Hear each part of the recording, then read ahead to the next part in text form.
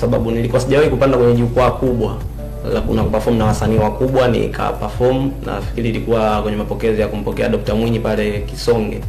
Pale nilipanda kwenye jukwaa ile nikabahatika kukutana na wasanii wakubwa, hiyo niliwezeshwa na ZYC. Vile vile nimerekodi nyimbo ambazo nilikuwa sikurekodi nyimbo nyingi hivyo, lakini kwa kupitia ZYC nimebahatika kurekodi. Hapa ndio atakuwa uonyeshe uwezo kweli, yani mtu alikuwa anakushangilia, anashangilia kweli kwa uwezo, sio kwamba anakujua fulani hata kama hujui anakupigia makofi. Kwa tofauti ndio unaona. Jamaa gani ambaye anaimba singeli hapa Zanzibar unasema huyu jamaa huyu mimi namuogopa, ananitisha huyo? Mimi mno msanii namuogopa. Wasanii wengi nawakubali. Wengi nawakubali, wakina Zenji Boy, kina Jordan nawakubali wote. Jordan Boy. Nawakubali, lakini simuogopi mtu kwa sababu kati yao hamna mtu anayeniweza.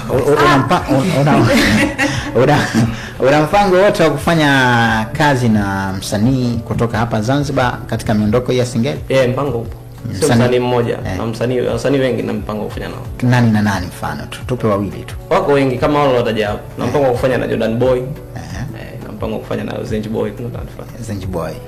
Wawili una mpango nao mkubwa sana. Na kuna msanii anaitwa Bizo Boy naye tuko katika mpango wa kufanya naye.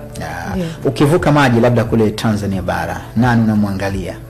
Tanzania bara msanii ambaye kioo kwa yaani unamwangalia just wewe unasema kwamba mimi nikivuka maji taasisi yangu ikiniwezesha huyu moja kwa moja mimi nakwenda naye kufanya naye kazi? Ni Dula Makabila. Dula Makabila. Kwa nini? Dula Makabila mimi ndo msanii ambaye na tunaweza kusema wa kwanza kumsikiliza kwenye singeli. Yaani singeli nilikuwa nasikiliza, lakini kumwekea umakini kwamba nasikiliza nyimbo zake Dula Makabila. Kwao yani ndo kioo changu, ndo mtu ambaye nilikuwa naimba namwangalia. Simkopi, lakini yeye ndo huwa namwangalia. Tuamke, mtu kama una kipaji usikae nacho tu nyumbani. Ukipambania kipaji chako, na ndio hivyo kama tulivyo, nafasi zipo zaka. Kwa na wakaribisha waje wajiunge tuwe pamoja. Asante.